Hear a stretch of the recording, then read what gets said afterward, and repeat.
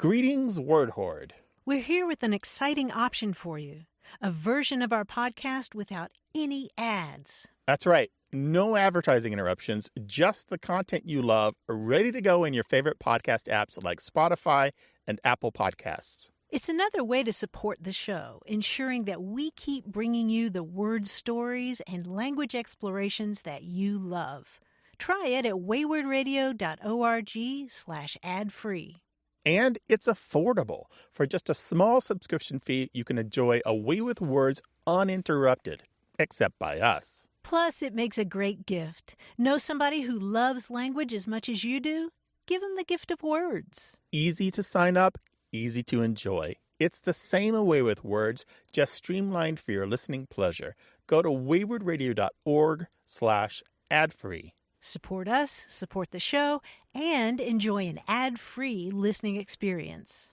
waywardradio.org/ad-free. Thank you. You're listening to A Way with Words, the show about language and how we use it. I'm Grant Barrett. And I'm Martha Barnett. I was in New York City recently, and I was walking out of Penn Station when this building across the street caught my eye. It was this stately neoclassical structure with these rows of tall Greek columns, and above them there was this frieze running the length of the building, and the frieze was inscribed with these big capital letters. But what they spelled out gave me a little jolt. I don't know, it was just so grand. I expected to see Latin, but the inscription said, "Neither snow, nor rain, nor heat, nor gloom of night stays these couriers from the swift completion of their appointed rounds." And of course, Grant, you know what building that is. That's the Green Lantern headquarters. No, that's the U.S. Postal Service. Yes, that's the James Farley Post Office there. But, you know, it made me think about what we expect to read when we see something that somebody's taken all the trouble to inscribe in stone. For some reason, I was expecting Latin, although I did find out later that this saying is actually a translation of the ancient Greek historian Herodotus. It didn't originate with the U.S. Postal Service.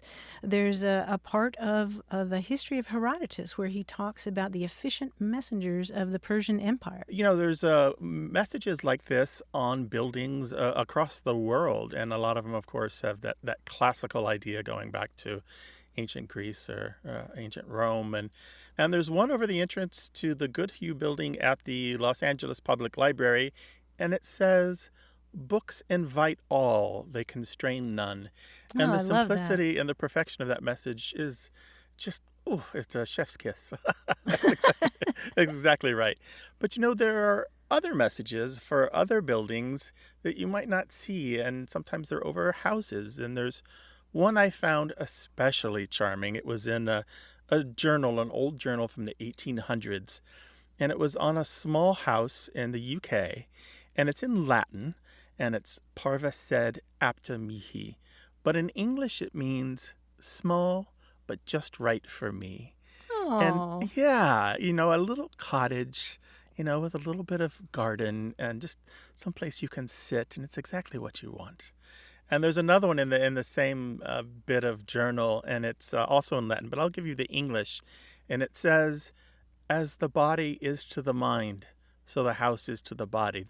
This house is an organism where all the pieces work together to produce this feeling of an entity. And I just love that over the door as you enter, that you acknowledge that you are entering into this space that is all working in concert to create this feeling, this presence that a house has. Yeah, that's a lovely sentiment.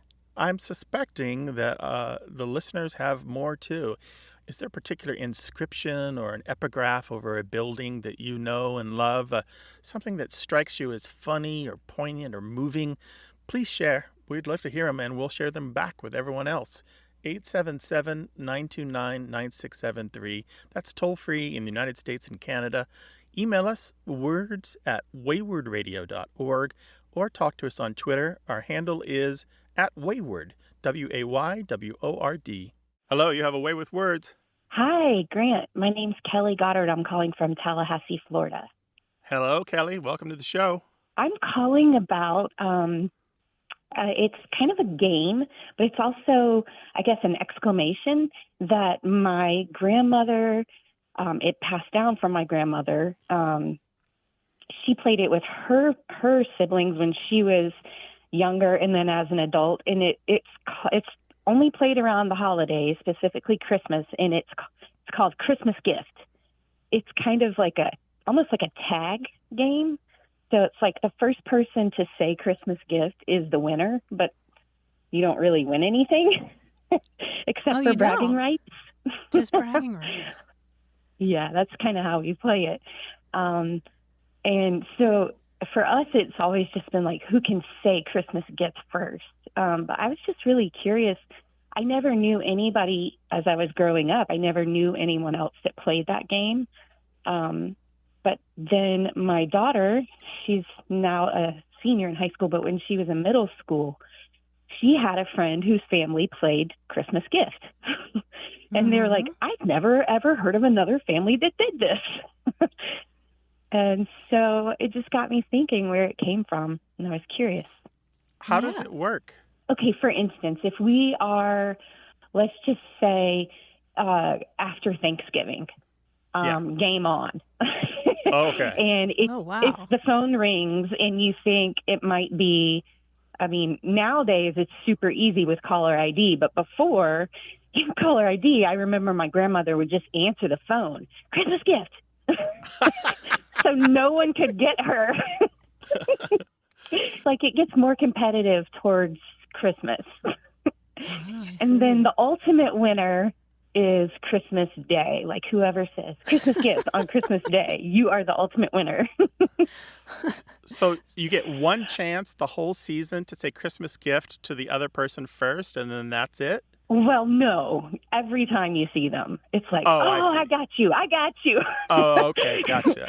You try to sneak up on people. Like you really quietly arrive to the house. That's ridiculous. It really is ridiculous. That sounds fun, though. There's no gift. There's no prize. No prize. Oh, but just bragging other rights. people have played it that way. Well, yeah, I'm fascinated that your family plays it for so long, because the tradition I'm familiar with is you just say it on Christmas Day or maybe Christmas Eve.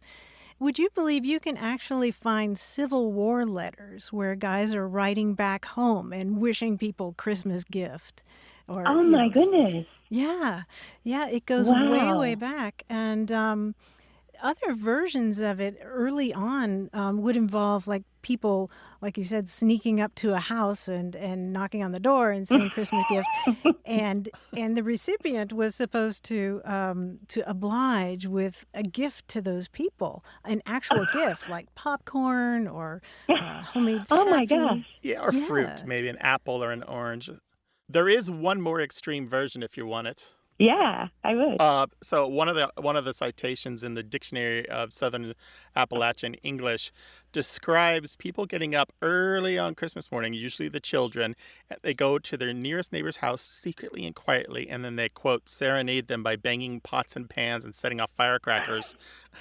And then when the neighbors come out to say, what in tarnation, they yell, Christmas gift! Oh my gosh!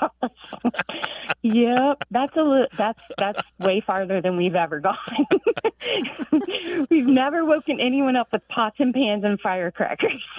Kelly, there's always next Christmas. That's right. We can start planning, Martha. Thank you so much for sharing these memories with us. It sounds like you guys have great fun.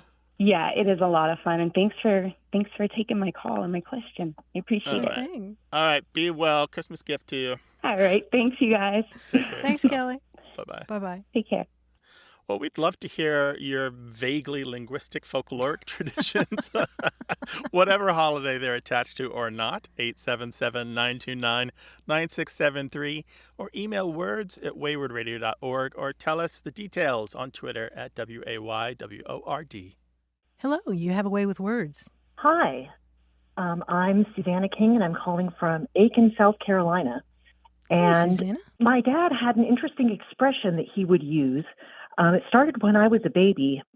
My parents used to feed me baby food mixed with baby cereal and fruit in it, and it was sort of this sticky, gooey mess, and my dad would call it slumgullion. And it sort of stuck with our family whenever anyone was eating something like oatmeal with a bunch of stuff in it. He would call it slumgullion. And it's such an odd word. He's the only person I've ever heard use that word. So I was wondering if you'd ever heard anyone else call sort of sloppy, goopy stuff slumgullion. Slumgullion. That's great. Did he give you any clue? Did you ever quiz him about it? I never did. It was just always the family story was, oh, that's what he called the baby food that you ate when you were little. It doesn't sound very appetizing. No, and I guess it really kind of wasn't, was it? But here you are, an adult. It worked. You survived the slumgullion. Yes.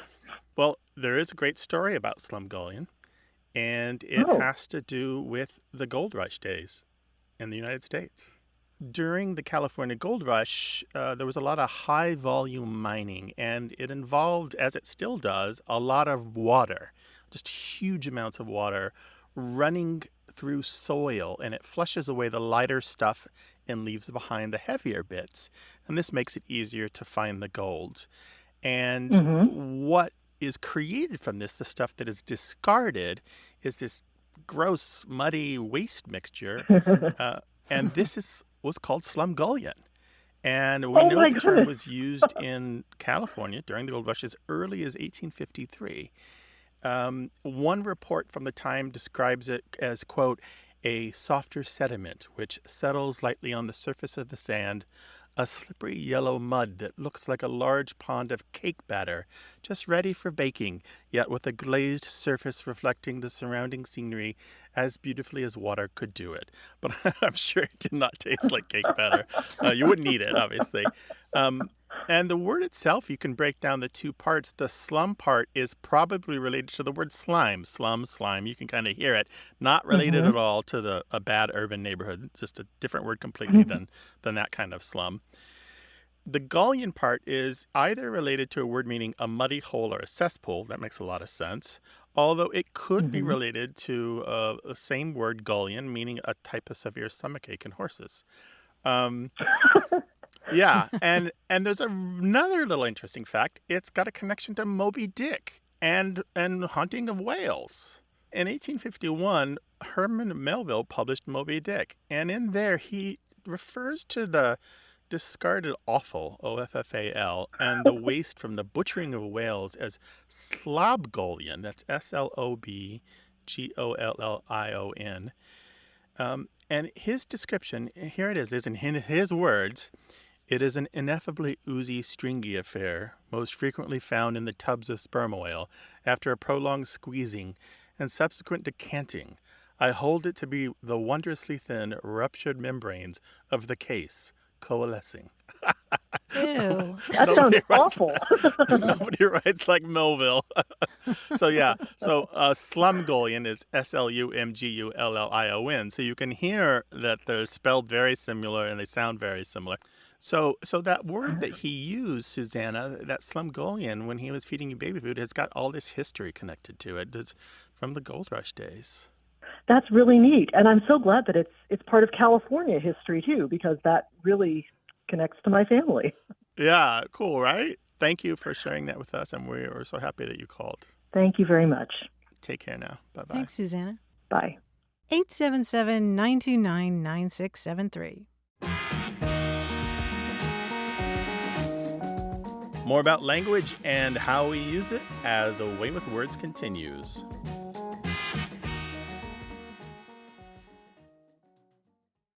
Got a minute? We need your help. Head over to gum.fm/words and share your thoughts in our quick survey. Your feedback matters. It's the backbone of our show's success. Thanks for making our show even more successful. That's gum.fm/WORDS. Thank you. You're listening to A Way with Words, the show about language and how we use it. I'm Martha Barnett. And I'm Grant Barrett, and we're joined by John Chinesky, who has a gleam in his eye and joy in his voice. He's our quiz guy. Hi, John. Hi, Grant. Hi, Martha. I've got a puzzle, a quiz in my hands as well. So let's get started. Now, this quiz came from an idea by my friend, puzzle constructor David Ellis Dickerson.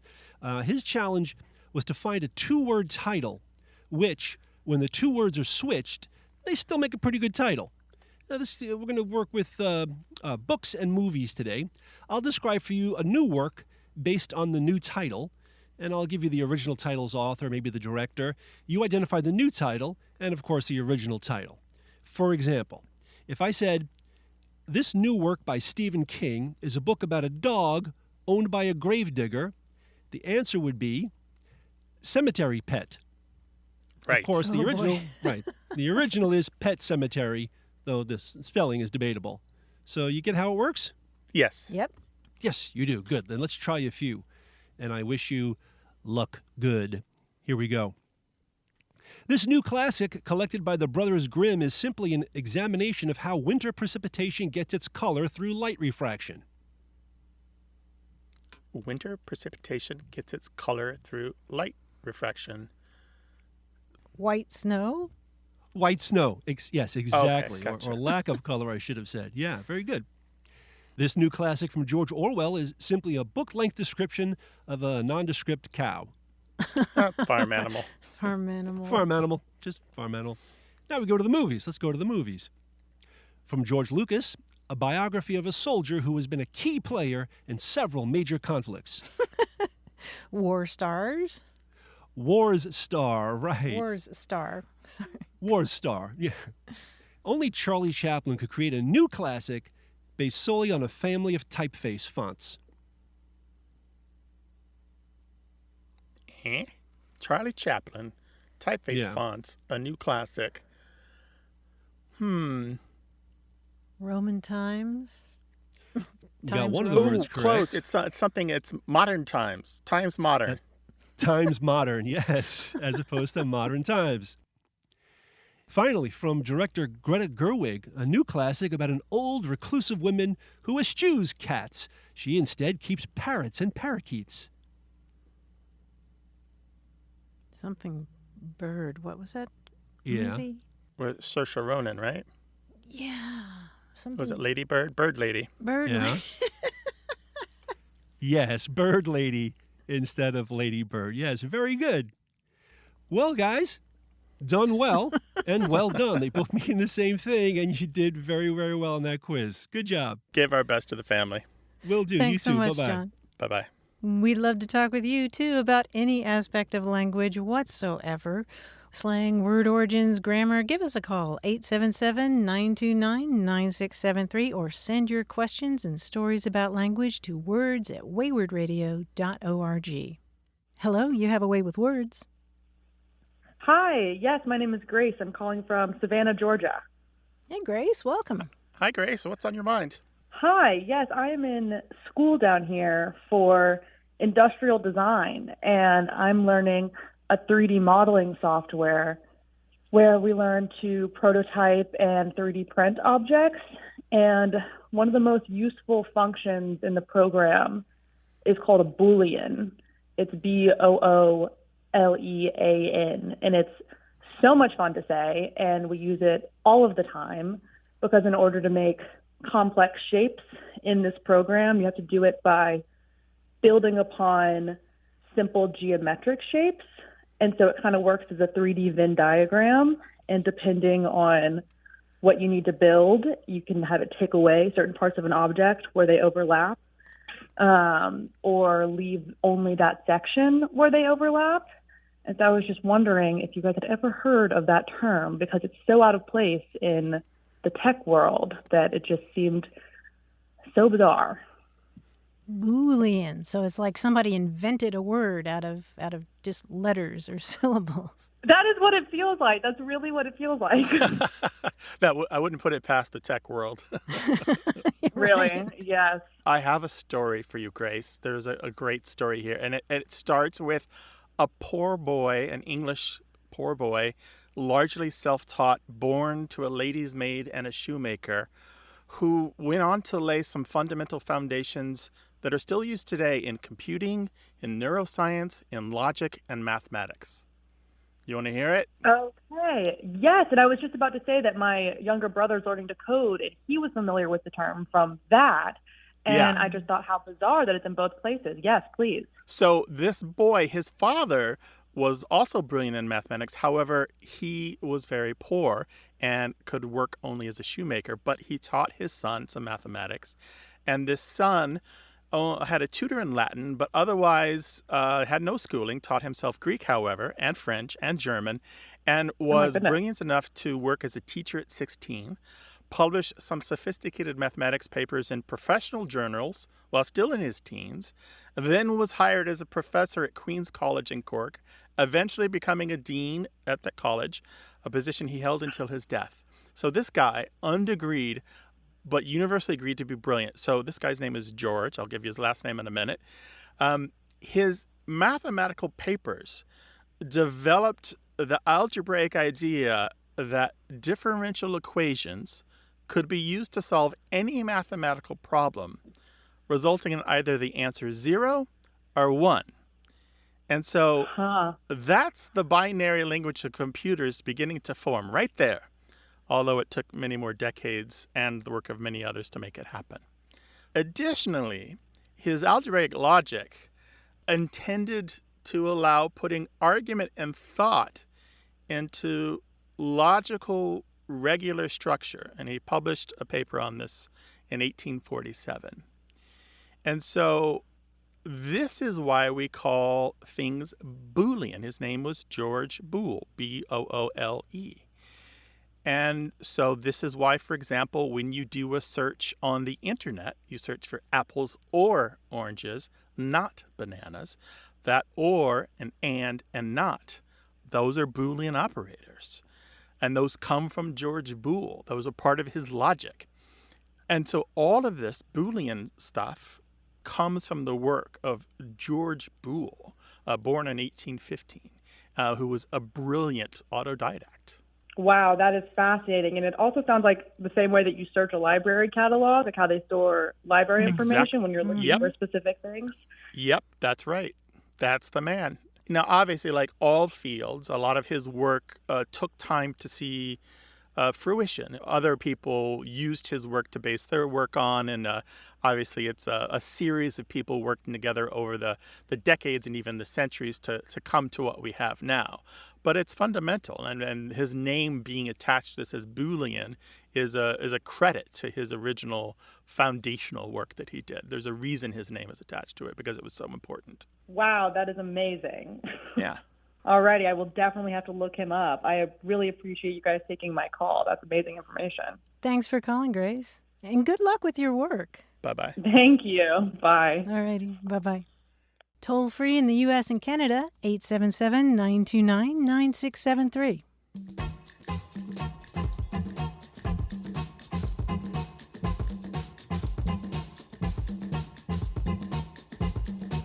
We heard from Lenny Lefebvre in Corona, California. She works in veterinary medicine, and she once worked in a clinic in Washington State where the staff decided that they needed some kind of code that they could use over the loudspeaker if a client got particularly unruly. And they found out that there's a code that's used in medical facilities for when somebody gets disruptive and the staff needs an authority figure to come in and de-escalate things. And that's paging Dr. Armstrong. That makes good sense. Yeah. Dr. Armstrong. Yeah.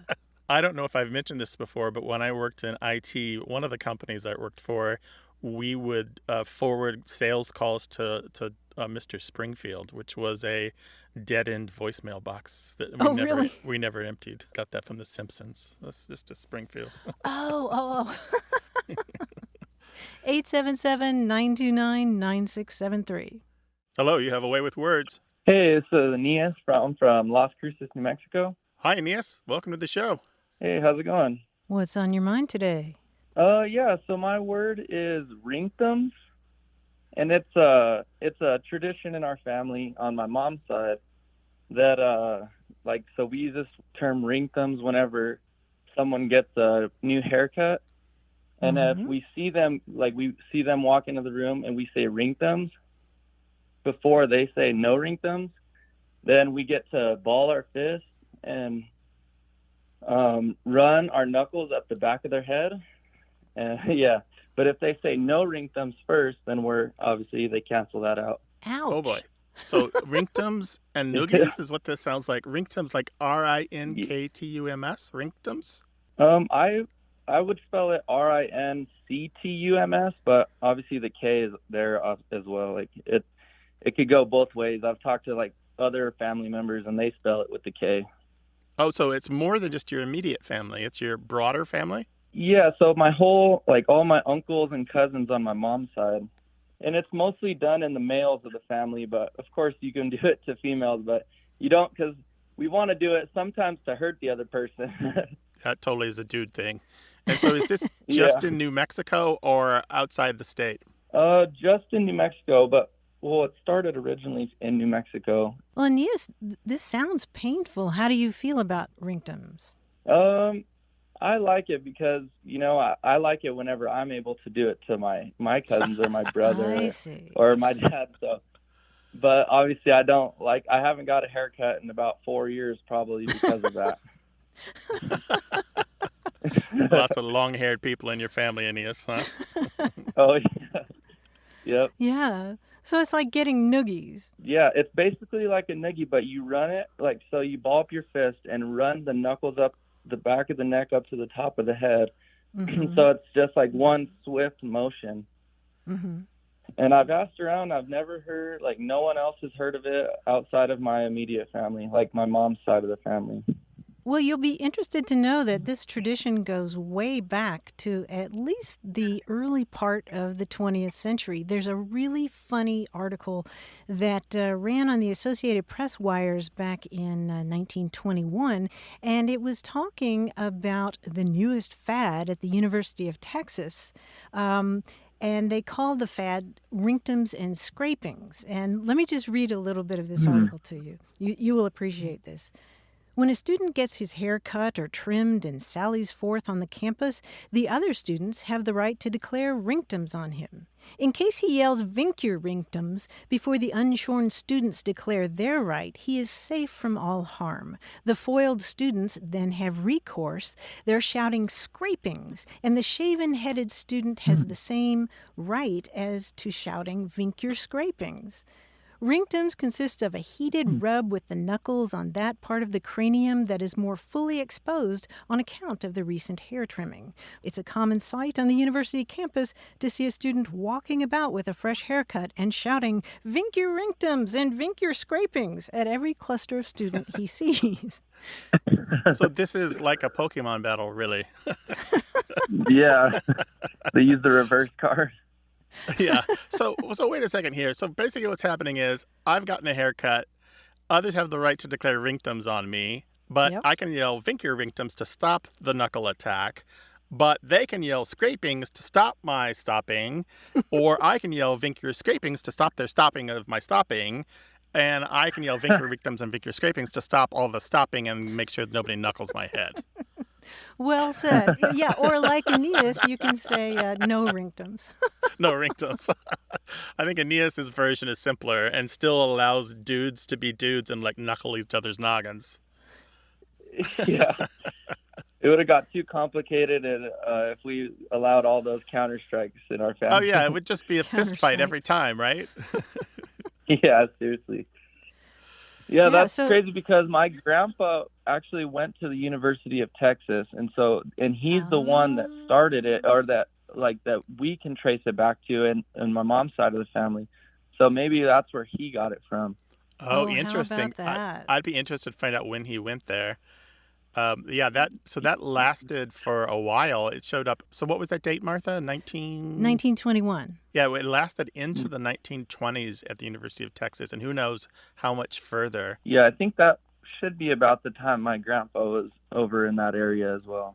Well, how about that? Well, Niaz, thank you so much for sharing this family story with us. It's we appreciate it. More widespread than you might think. Take care, dude. Bye-bye. Bye-bye. All right, bye. 877-929-9673. Email words@waywordradio.org or talk to us on Twitter @WAYWORD. Welcome to Away with Words. Oh, hello. Hi there. This is Julie. Hi. I'm calling from northern Michigan. Years ago, when I was married to my first husband, my mother-in-law, who was a wonderfully high-spirited woman with family roots in Texas and New Mexico, would often say, like when encountering a mess or evidence of rambunctiousness, or just rambunctious behavior in general, that someone was tearing up Jake. And so, like, if our children had made a mess while playing, she'd explain that the room looked like someone was tearing up Jake in here, or if her grandkids were playing wildly, they were just out there tearing up Jake. Tearing up Jake. You know, the usual name is Jack instead of Jake. There are a lot of variations, too. Turn up Jack, tear up Jack, kick up Jack, cut up Jack. And believe it or not, this goes back to the 1700s and possibly earlier. Oh. There's a card game called All Fours where turning over a jack, you know, the card just above a 10 and below a queen, scores points. And this card game, which was sometimes played for money, was played all throughout North America and Europe and from the 1600s forward. And versions of it are still played. It's very popular in Trinidad. It goes by other names and has variations. In the U.S., 7-Up is a version of it. And there's an expression where people would say that somebody who was willing to play this game against the devil and turn up Jack, meaning they didn't care about the consequences of winning the game or doing well at the game, even if they were playing the devil. So they would play the devil and turn up Jack. That's as I understand it. Interesting. Which would mean that you were scoring big and you were going to take everybody's money at the table, you and your partner, because it's a partner game. So it started with turn up Jack, because you're literally turning over the card, which is the Jack. So over the years, that verb changed. And so turn up Jack became tore up Jack or tear up Jack, and raise up Jack and cut up Jack and kick up Jack, and it just changed. And the general idea went from playing kind of risky game against the devil to just being rambunctious or being rowdy. Yes. And so now when you hear it, usually in the American South, it's just really about just being usually used for kids or small animals. So just as you used it. Right. Yeah. Making a just mess. kind of not behaving well. Very interesting. Well, a little fact that you might find interesting is that game, All Fours, is where we get the word Jack for that card in a deck of cards, the one after the 10 and before the queen. It used to be called the knave. Okay.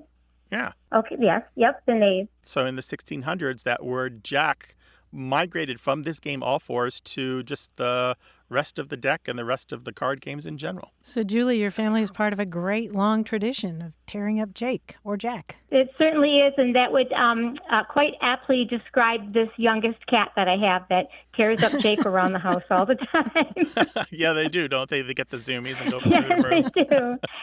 I will pass that information along on that family saying. All Excellent. right. Well, take care, Julie. Thank you for chatting with us. Thank you. Take care. Bye-bye. Bye-bye. Bye-bye. Call is still free in the United States and Canada 24 hours a day, 877-929-9673. You can send us email to words@waywardradio.org, and you can find many other ways to reach the show at waywardradio.org/contact. Hey, we've got something special for those of you who love our show but could do without the ads. That's right. Imagine a way with words, the same engaging conversations, the same deep dives into language without advertising interruptions. We're talking about our ad-free podcast feed. It's sleek, clean, and it's just for our supporters. It's at waywardradio.org/ad-free. It's inexpensive, easy to sign up for, and works with all major podcast apps like Apple Podcasts and Spotify. It's an affordable way to support the show and get a seamless listening experience. And if you're feeling generous, why not give a subscription to another Away with Words fan? That's waywardradio.org/ad-free. Sign up today. Your support means the world. waywardradio.org/ad-free. Thank you. You're listening to Away with Words, the show about language and how we use it. I'm Grant Barrett. And I'm Martha Barnett. Ellen Joven is a self-described grammar nerd. She's taught English and communication skills for years. She's fluent in 6 languages and has studied more than 20 others. In fact, she's such a grammar nerd that 4 years ago, she stepped out of her New York apartment and set up a folding table near the 72nd Street subway station. She put out a big sign that said, "Grammar Table," and invited people to just come up and talk with her about grammar. And in less than a minute, a couple had already come up to her to ask her to resolve a dispute about apostrophes. And she had so much fun that day talking with random strangers about grammar that she did it again. And then she moved to a different subway station. And, well, 4 years later, Joven has now set up her table in 49 states and had hundreds and hundreds of conversations with passersby. And she's compiled those adventures in a new book that's called Rebel with a Clause, Tales and Tips from a Roving Grammarian. Now, much of this book is a travel memoir, but along the way, she offers easy-to-understand advice about grammar, about adverbs and prepositions and whether to put 1 or 2 spaces after a period. And Grant, you'll be pleased to know that, for the record, she says 2 spaces after a period is the mom genes of punctuation. Oh, I see. I know you agree with that. Anyway, it's a grammar book with a heart. You know, she makes sure that people know that grammar doesn't have to be intimidating. You can just relax and take a deep breath and think of grammar as your friend, that it's there for clarity of communication.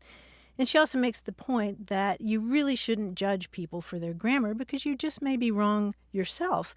And I was reading this book, Grant, and I just thought, why? What possesses somebody to stick a table out in public and invite people to come and ask questions? And then I thought, wait a minute, that's what we do without the frequent flyer miles. Right. Without the people brushing by headed for the subway, you're like, no time. Oh, it sounds like a fun book. And I always like a travel log. I'm throwing a little grammar in there, too. That sounds like a good read. Yeah. You can find Ellen Joven, that's Jovin, on the internet. Her Twitter handle is @GrammarTable. And the book again, Martha? Rebel with a Clause, Tales and Tips from a Roving Grammarian. We'll link to that on our website at waywardradio.org, where you can also find all of our past episodes. And you can find a dozen ways to communicate with us at waywardradio.org/contact. Hi there, you have a way with words. Hi, my name is Julia, and I'm calling from Denver, Colorado. Welcome to the show, Julia. What can we do for you today? So I have a question, kind of a spooky question, about comb graves. My parents and I were vacationing in central Tennessee, and we discovered that there's a really unique type of grave in that region, and they're called comb graves, C-O-M-B. And we were so curious what the origin of that name was. Comb graves, how did you come across them? We were driving through some of the smaller towns in that region, and we saw them referenced on a historical plaque. So we decided to adventure and find one of the cemeteries where they're found. Yeah, and that part of Tennessee is particularly known for the comb graves. So describe them for us if you can. What do they look like? Yeah, so they're also referred to as tent graves, which makes a little bit more sense because they're kind of pitched like a tent, like a little triangle over like the actual grave itself. But we were so curious why the word comb is also used to describe them. So typically they have 2 long rectangular slabs of stone kind of leaning together to form a long peaked roof over the grave, right? Yeah. And yeah, the central Tennessee is well known for them, although they do appear in nearby states as well. So this word comb, C-O-M-B, here is an American dialect word, and it does refer to that ridge of the roof where there's 2 long slabs come together. And that and other meanings of comb all descend from the rooster's comb. You know, that red thing that sticks up on the top of the head? So it kind of has like wobbly fingers, but the part of that red comb on a rooster's head that is transferred isn't the wobbly fingers, but it's the sticky up part. And so that lent that kind of semantic notion to the ridge of a roof. And it's used in architecture as well, not just in this word for a grave. It's also used, for example, in the ridge of earth sticking up between the ruts in a dirt road, if you've ever seen that. That ridge of earth in the middle that's a little grassy in between the ruts, that's also known as a comb. That's pretty interesting, I think, that the comb comes from the rooster's comb. Fascinating. So it's like making a little house for eternity. I mean, I've seen versions of house graves in Alaska where they're much more elaborate than that. They actually look like little houses. The roof shape has to do with suggesting a home. Well, there's a fellow by the name of Dr. Richard C. Finch who's done a great deal of work on comb graves, and I have read a couple of his papers on this, and he doesn't know, and others don't know quite why folks started doing it. The earliest appear in around the 1820s, but it suggested it's perhaps more practical than that. It's just to keep the weather and critters off the graves. Just kind of a real basic notion. By the way, you can read his papers and see tons of pictures of comb graves on his website at greatrutabaga.com. That's GRATERUTABAGA.com. His paper, The Tennessee Comb Grave Tradition, is fascinating and very readable to people of all academic levels. Wow, I'm going to have to look that up. Yeah, that's Dr. Richard C. Finch. Yeah, and we'll link to that on our website as well. So hope that helps, Julia. I'm kind of jealous. I would love to travel through Central Tennessee, visiting small towns. I'm sure they're fascinating. Well, I highly recommend it. They were really cool to see in person. Well, Julia, we appreciate your call. All right, take care now. Be well. Yeah, thank you so much. Sure thing. Bye. Bye-bye. Well, if there's a word or phrase that's puzzling you, we'd love to talk with you about it. So call us, 877-929-9673, or send us an email. The address is words@waywardradio.org, or hit us up on Twitter. We're at Wayward.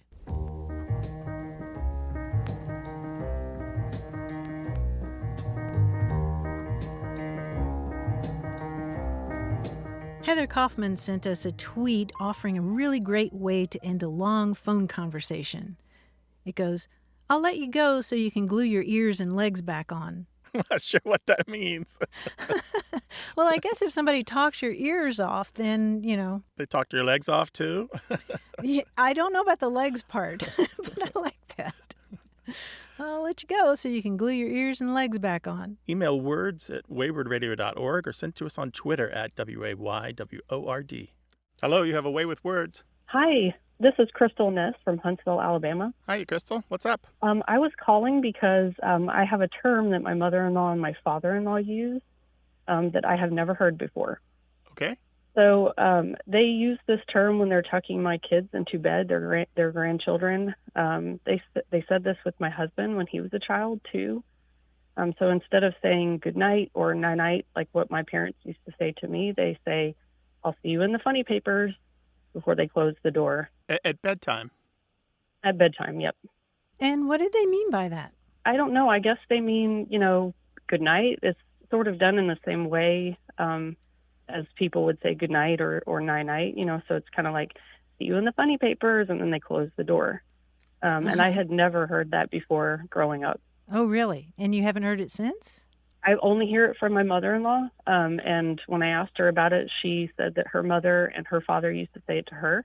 Mm-hmm. And my father-in-law said that his parents also said it to him. Yeah, well, it stretches back to the early 20th century. It's just kind of a jovial goodbye. It's not necessarily putting little kids to bed, but Really? people would say that to each other, and so it was often originally kind of a sarcastic thing. If you're in the funny papers, Oh, okay. then you're a comic character.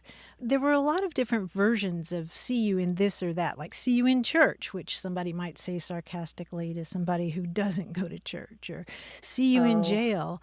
And sometimes "see you in the funny papers" would have a sarcastic tone to it. But over time, in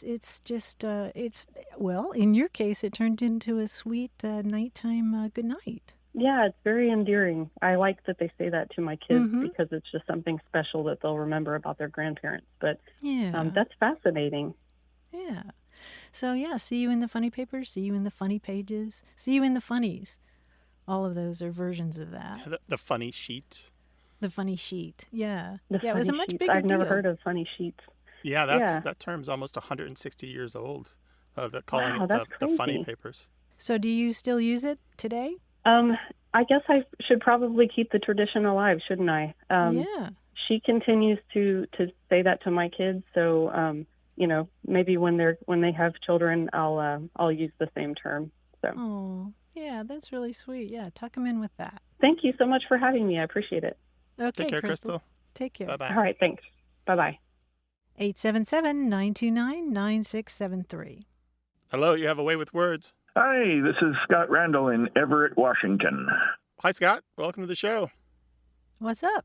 Klingon ko vizojtach edgebok vipok. I am learning the Klingon language and I require assistance. At the age of 61, I find myself having real trouble getting the new vocabulary into my long-term memory. I have failed my level 2 certification from the Klingon Language Institute 3 times in the last 2 months, always because of my limited vocabulary. Do you have any tips for learning foreign vocabulary and keeping it in long-term memory? Why are you learning Klingon? This is a real good place to start with this, Scott. I have been a Star Trek fan since it went into syndication in 1969. In 1985, the Klingon Dictionary came out, and I tried to learn it from that, but didn't do too well.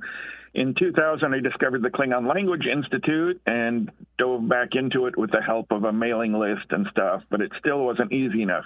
But now there are a lot of technological aids. Duolingo has a Klingon course.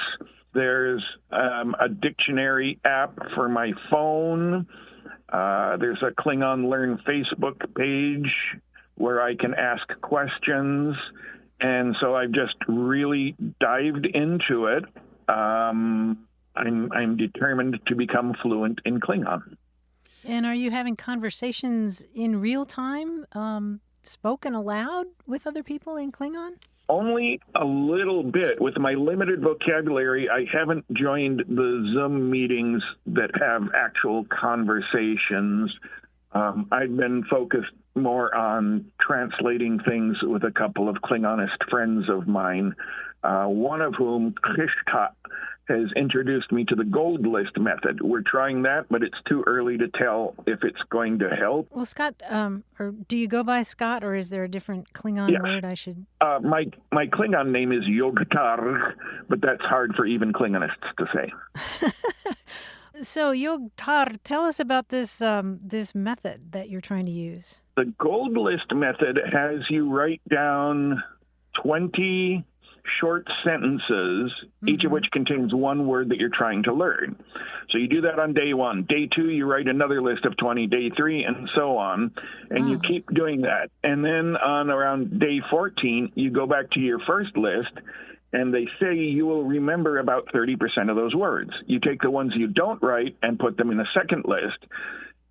And in 2 weeks, you're going to come back to that one while you still keep writing the new lists of 20 every time. And then when you go back to that list of 14 or so, you should remember about 30%. So you're then going to have a list of 10 or so that you write, and then a final list of about 6 or so. And that should allow you to learn about 3/4 of the words they say. That sounds like a pretty good method to me. What do you think, Grant? Well, one thing I'm noticing here as you're talking about this is that you are talking about I would call this an academic method of memorizing words, but you're not talking about the fun method, the pleasurable methods. And this is an area that when anyone, whether learning Klingon or another language, really needs to think about. As you can imagine, learning vocabulary has been extensively studied, both for first language learners and multilingual learners. So there's a lot that we can transfer over to what you're doing, and anybody who's learning vocabulary can apply. What's important here is your literacy level. and what you can read in the language. Are you reading in Klingon? Are you reading in the language that you're learning? Not what you're writing, not what you're producing. Up until our host became too ill, we were having meetings 3 times a week over Zoom where we would translate Hamlet from the original Shakespeare into English. Okay. And then we would all take turns reading a passage out loud in Klingon to work on our pronunciation. Right, but are you enjoying this? Yes, the gold list articles that I read all say you need to make it fun, and that's why I'm doing it with a friend. Yeah. Okay, Scott, let's quickly give you some strategies here. First, you need to read or hear a word in context 6 to 10 times before it has a chance of really sticking. And even then it's in passive vocabulary, not active, meaning you're likely to know it when you see it, but not necessarily able to produce it when you're speaking or writing. The other thing is try to think about whether or not you are truly enjoying what you're reading. Is it being forced on you, or did you choose it? This is definitely a personal choice. I love working with Klingon. I love creating the sentences. I love reading my friends' sentences. And we've also got an expert Klingonist who hosts Pab Pin Po, the grammar boss hour every Friday. And so I take all the sentences that I did with my friends that I'm not sure are right, and I go through them with him, and he sets me straight on things. Well, that's a fantastic way to learn any language, you know. I mean, you have to assume that you're going to make plenty of mistakes, and some of them may be hilarious, but that's the way you learn by being Another thing I want to say make to you, mistakes. Scott, I agree with Martha, and I want to say, how long did it take you to become fluent in English? Give yourself at least that long to be fluent in Klingon. Not just to be able to speak comfortably, but to speak like an adult. Give yourself a break. That might be the best advice we can give you right now. All right? You're doing great. You have done everything that possible here. It sounds fantastic. What a program you've created for yourself. Thank you very much. Okay. And if I can leave you with just one thought, that would be that's the most accurate translation of "you have a way with words." Oh, you got to give us that again. Well, Scott, good luck with your Klingon, and if the spaceship arrives to take you away, please take me with you, okay? Thank you for your help. All right. Siobhan. Bye. Siobhan. Bye-bye. Well, your prime directive is to boldly go to the telephone 877-929-9673 or email us words@waywardradio.org. Our team includes senior producer Stephanie Levine, engineer and editor Tim Felton, production assistant Rachel Elizabeth Weisler, and quiz guy John Chinesky. We'd love to hear from you, no matter where you are in the world. Go to waywardradio.org/contact. Subscribe to the podcast, hear hundreds of past episodes, and get the newsletter at waywardradio.org. Whenever you have a language story or question, our toll-free line is open in the U.S. and Canada, 1-877-929-9673, or send your thoughts to words@waywardradio.org. A Way with Words is an independent production of Wayward Inc., a nonprofit supported by listeners and organizations who are changing the way the world talks about language. Special thanks to Michael Breslauer, Josh Eccles, Claire Grotting, Bruce Rogo, Rick Seidenworm, and Betty Willis. Thanks for listening. I'm Martha Barnett. And I'm Grant Barrett. Until next time, goodbye. Bye. Hey, listeners, we have a favor to ask. We'd love for you to fill out our listener survey at gum.fm/words. Your feedback is crucial. It's quick, and it helps us make our show even better. It shapes our show, helps us plan, and ensures we're bringing you the content you love. That's gum.fm/WORDS. Thanks for being a part of what we do. Thank you.